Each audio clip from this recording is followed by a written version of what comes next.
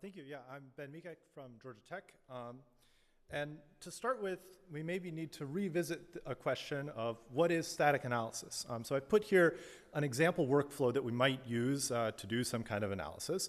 We start with an input program. We compile it to get some output like x86 assembly.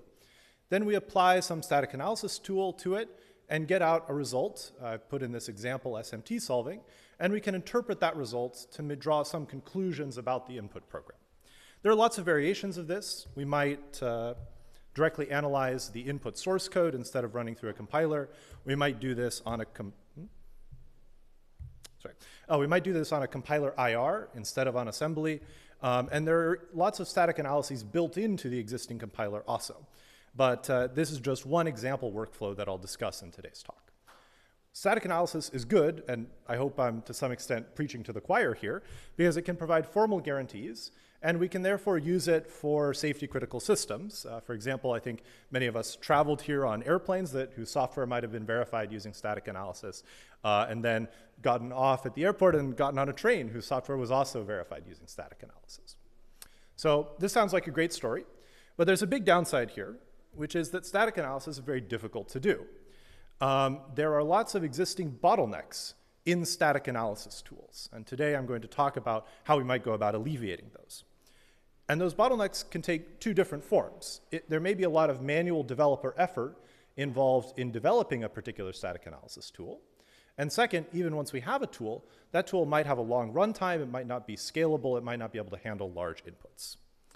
And so those bottlenecks, some examples include SMT solving, where there are thousands of constraints that existing SMT solvers can't solve and we can't scale up.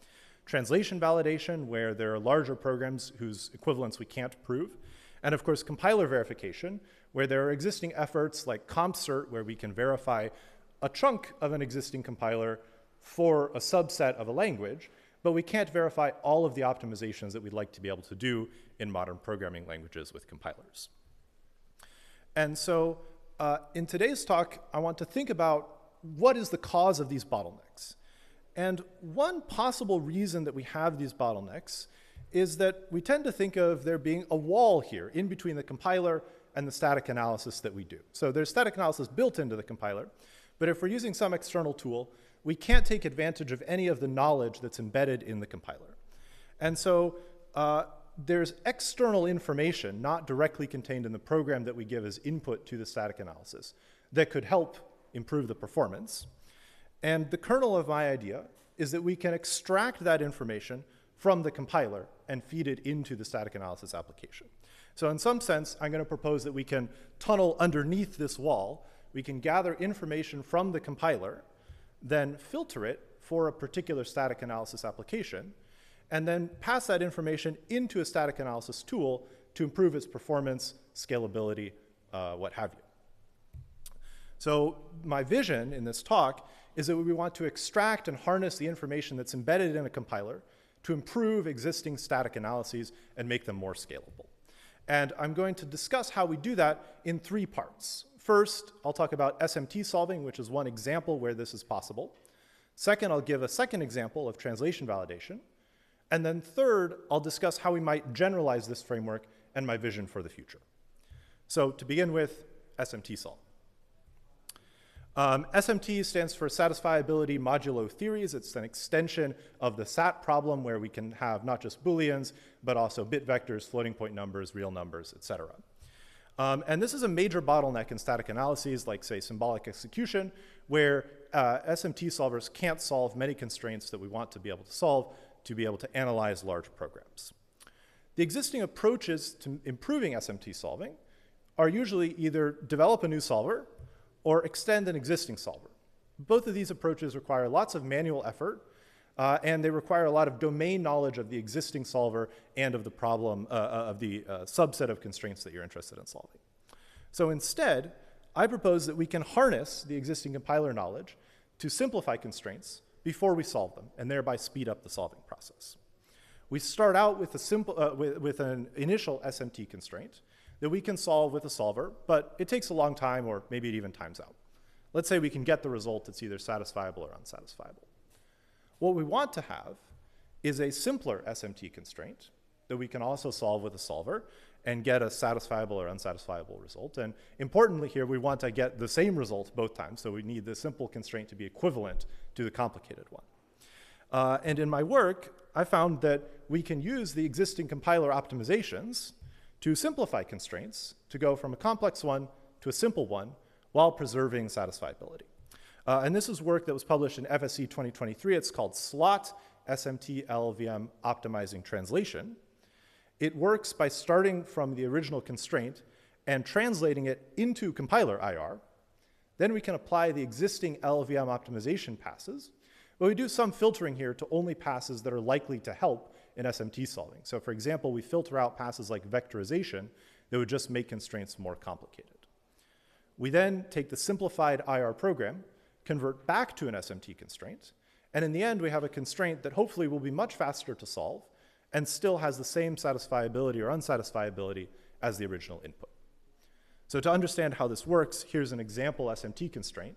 This is derived from an underlying C program, and the question we're trying to answer here has to do with whether an integer overflows. This constraint, Z3, takes 600 seconds to solve this constraint nearly. And so I think you'd agree with me that the constraint on the right, which we can achieve with slot, can be solved much more quickly than that. And indeed, Z3 can solve it in just 0.02 of a second. Now, this looks great for one constraint, but we need to evaluate it on more than one constraint to see if this works on average over many constraints. We've also extended it to not only apply to bit vectors and floating point numbers, but also in work published in PLDI 2024 to real numbers and integers, which are unbounded, so not bit vectors. We evaluate this on the standard SMT-lib benchmark set, and we find that slot can solve thousands of constraints across the 4 theories on which existing solvers time out. And we achieve large mean speedups for all of the subject theories, which you can see here. For bit vectors, 1.27 times, and larger speedups for floating point and the combination of bit vectors and floating point numbers. Here's a graphical representation of our results for floating point numbers and bit vectors. And as you can see, these are grouped by original solving time. And as you can see, for all of the groupings, slot is able to achieve some speedups. And the speedup doesn't depend on the solver or the initial solving time. So overall, we can get the compiler information that we're interested in here, which in the case of SMT solving is the logic of the optimization passes. We extract it, but in a sense it's backwards because in fact we're converting the constraints into compiler IR in order to apply the optimizer. We perform filtering in that we filter only to the optimization passes that are likely to be helpful for speeding up SMT solving. And in the end, we're able to dramatically speed up the solving of SMT constraints. But even more information is available inside the compiler. So we'd like to get access to that, and that might be useful for even more static analysis applications. And that brings me to part 2, where I'll discuss how we can do that in the case of translation validation. So translation validation, the problem that we face is we have an input program, we give it to a compiler, and we get the result of the resulting output program. And we want to verify that the input and output programs have the same semantics. This is an alternative, kind of a second best answer to doing full formal verification of the compiler, because that's impossible to do for some of the optimization passes in modern optimizing compilers. There are many existing tools to do this. One of the famous ones is Alive2 for LLVM. But these tools can struggle with programs that have complex control flow, like loops. And in particular, most of the existing approaches to translation validation are bounded. So they can unroll loops to a fixed bound and verify that they're equivalent. But if the number of loop iterations depends on input, then these existing approaches struggle to handle that. The traditional workaround to this that goes all the way back to some of the seminal work on translation validation by George Nekula in 2000 is something called program alignment. Here, we take an input program that contains a loop, and we want to line up iterations of the loop in the input program with iterations of any loops in the output program. And this is useful for handling optimizations like loop vectorization that traditional translation validation approaches struggle with. So to give an idea of how this works, here's a simple program that just contains one loop. After we pass this program into LLVM, the Clang compiler, we get the program on the right, P1. This is a much more complicated program. What's happened here is that we've inserted this new vector loop, and this loop performs 8 iterations of the input loop at once in vectorized instructions. And then we've also inserted this loop labeled scalar, which I like to think of as a cleanup loop, so that, for example, if we ran the original loop 9 times, now we can, the vectorized loop will handle 8 of those iterations, and any of the leftovers will be handled by this loop marked scalar. So this is a vectorization transformation that would be difficult to verify with traditional translation validation approaches. To align these two programs, I'm going to talk about how we can associate their states and their transitions. And in doing that, I'll refer to these program points, which are marked with circles, and transitions, which are marked with T with a subscript. So starting with P0, we're just going to construct the control flow graph. Note that this is maybe a little bit backwards from control flow graphs you would see in a traditional compilers class, because we have program points as the vertices and basic blocks as the transitions. But we have the program, the entry point of the program. We can enter this loop marked 2 with a loop transition, and then we can go to the exit of the program at point 3. Similarly, for P1, we can do the same thing. We start at point A. We can transition into the vector loop, which also contains a loop. We can also then transition into the scalar loop, either from the start immediately or from the vector loop. And finally, we reach the end of the program. And to align these two programs, we need to pair up their states and their transitions. So in this talk, I'm just going to ask you to believe me that the state pairing is correct, and we're going to focus on the pairing of transitions. So first, we pair up the states 1 and A. We pair up the state 2 and B, and for each of the transitions, we just mark them by concatenating the transitions in P0 and P1. We do the same thing with the pairing of 2 and C, and finally with the pairing 3 and D. There's a lot of moving parts in the background here, but I'm going to ask you in this talk to zoom in on this important fact, that the transition on the 2B state pair has an 8-to-1 mapping. So 8 repetitions of the loop in P0 corresponds to 1 repetition of the loop in P1. And that's the important information that we need to get at. If we know that association, then we can use a solver or some other strategy to check whether, in fact, 8 iterations of T2 corresponds to 1 iteration of TB. But it turns out that getting that information in general is quite difficult. The existing approaches to getting this, and I'll focus on a work from Alex Eichen's group from PLDI 2019 that does this, is to actually run both programs, collect a concrete trace of what each one is doing, and then infer an association based on those concrete observed values. So if we give both programs the input 8, in P0 we would run the loop 8 times, in P1 we'd only run the loop once. For 16, we'd have 16 and 2. For 20, we would run the initial loop 20 times, and in P1, we'd run the vectorized loop only 2 times, with the additional 4 handled by the cleanup loop. And we can keep doing this for many inputs. With enough data, we can then search over a space of linear transformations from one to the other. And if we squint pretty hard here, we might be able to conclude that this association that's shown at the bottom, that T2 represents 1 iteration of T2 corresponds to 8 iterations of TB, and the number of iterations of TC. And from that, we can derive this 8-to-1 mapping that I talked about. But I think that already in this example, you can see that there are some problems here. Even just with 4 inputs, this relationship isn't obvious that this relationship is correct. And in fact, the inputs for a more complicated program might not even cover all of the possible control flow paths. Moreover, if using inputs like this doesn't take any advantage of the compositional nature of compilers. So there's a lot of information that's lost by treating the compiler as a black box. And so our strategy is that we can extract that 8-to-1 mapping, the information needed to align the programs, directly from the compiler without needing to run either program on concrete inputs. So we do this by instrumenting each optimization pass to produce transformation records. These are records of what transformations the pass has performed, and in particular, these transformation records contain this 8-to-1 mapping that I've been focused on that allows us to line up the programs and check whether they're equivalent or not.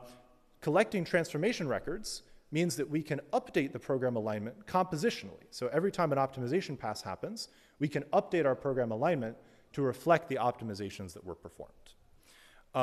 And there's a little bit of a wrinkle here, which is we don't want to trust the compiler to be doing the right thing, because the whole purpose of this is validating that it does. But we will trust the compiler to accurately tell us what it did, just not that what it did was the right thing to do. So this work is still in progress, but we've done a preliminary evaluation on it. We've instrumented the LLVM's loop vectorized pass to record the basic block associations in that 8-to-1 mapping that I showed you.